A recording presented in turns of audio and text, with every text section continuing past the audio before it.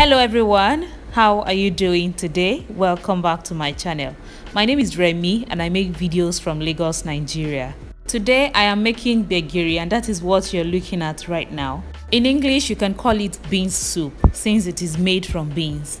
So on my video on how to make lump-free amala, my darling friend IBK asked that I show how I make Gbegiri, and that is what inspired this video. Alright, so if you enjoyed Gbegiri and you'd like to see how it's made, or you just want to see my own method, please come along and let's get right into it. I have here 2 handfuls of beans which I have peeled and washed. Beans give so much soup, so I try not to use a lot.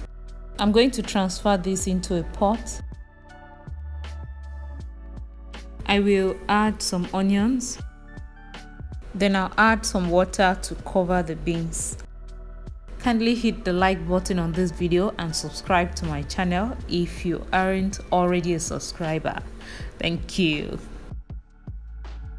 I will leave this to boil for 20 minutes. It's been 20 minutes and already from the lid you can see that the beans is well cooked and it is soft. I am going to use a spoon to just check and make sure. Now that it is soft, I will turn off the heat and leave it to cool. And now that it is no longer hot, I will transfer into a blender.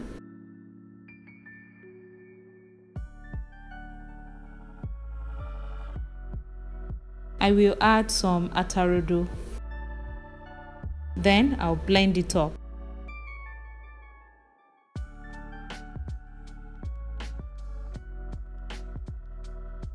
Done blending, and this is what it looks like. It is smooth, very smooth. Next, I'll transfer the paste back into the pot.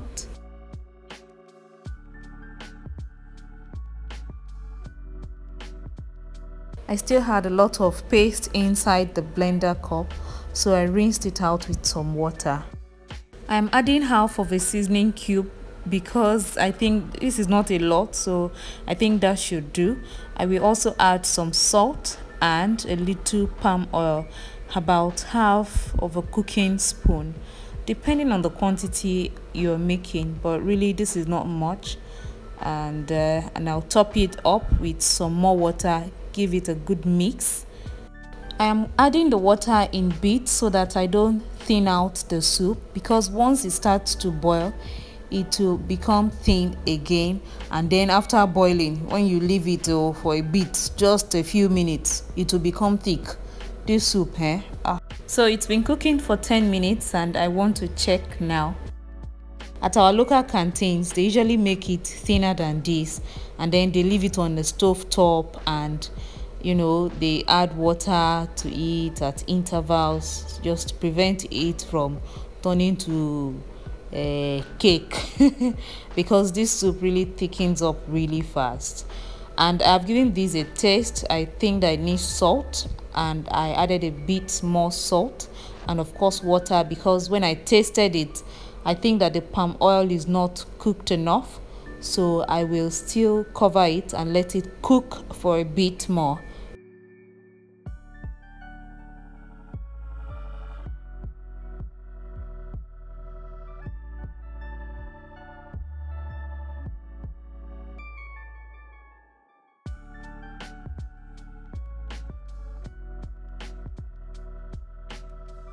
Five more minutes and Gbegiri is ready. In case you're not familiar with this soup and you're wondering why it does not have fish or meat and stuff like that, it is because it is popularly made plain like this. Although you can add fish, meat, or even chicken if you want, but most of the time, because we pair it with our soup, stew, and ewedu stew which already has meat and all of that, we usually do not add meat or anything to this soup. So I cannot make Gbegiri and not make amala to go with it, and I am about to have a good time. Thank you so much for watching. I hope you liked this recipe. If you do, please give me a thumbs up, and I will see you again with another fantastic recipe. Bye.